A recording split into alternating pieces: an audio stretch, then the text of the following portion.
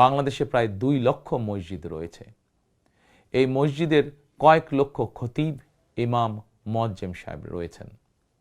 জন্ম থেকে মৃত্যু পর্যন্ত এই মানুষগুলোর সঙ্গে আমাদের রয়েছে ধর্মীয়, সামাজিক, আত্মিক এবং আধ্যাত্মিক সম্পর্ক।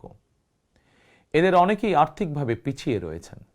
জনগণের রায় বিএনপি রাষ্ট্র পরিচালনার সুযোগ পেলে দেশের ইমাম, খতিব, মুয়াজ্জিম এবং একইভাবে অন্য সকল ধর্মের ধর্মীয় গুরুদের জন্য রাষ্ট্রীয়ভাবে আর্থিক সহযোগিতা ইনশাল্লাহ আমরা নিশ্চিত করতে চাই। প্রিয় দেশবাসী, পতিত, পরাজিত ও বিতাড়িত ফ্যাসিবাদ অপশক্তি দেশের সকল সাংবিধানিক এবং বিধিবদ্ধ প্রতিষ্ঠানগুলোকে অকার্যকর করে দিয়েছিল। প্রশাসনকে চূড়ান্ত রকমের দলীয়করণ করে ফেলেছিল।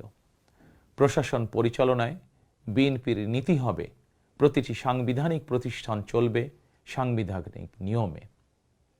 শাসন প্রশাসনকে দলীয়করণ নয়।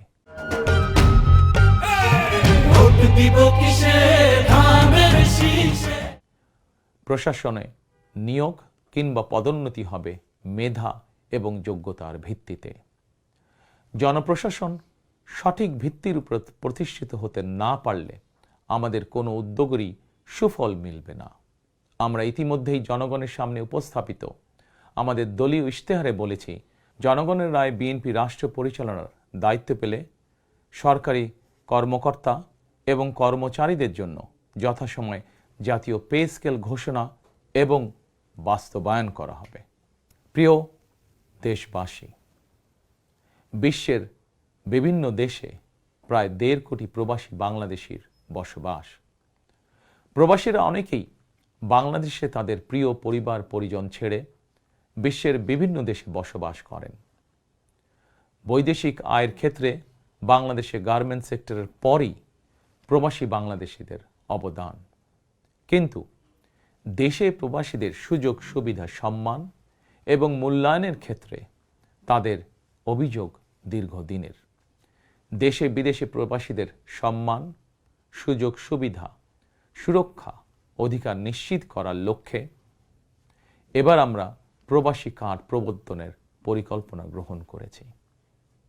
এই কার্ডের মাধ্যমে দেশে প্রবাসীদের অর্থনৈতিক বিনিয়োগ সুরক্ষা এবং বিমানবন্দরে তাদের হয়রানি বন্ধ সহ কয়েকটি সুবিধা বিদ্যমান থাকবে ইনশাআল্লাহ।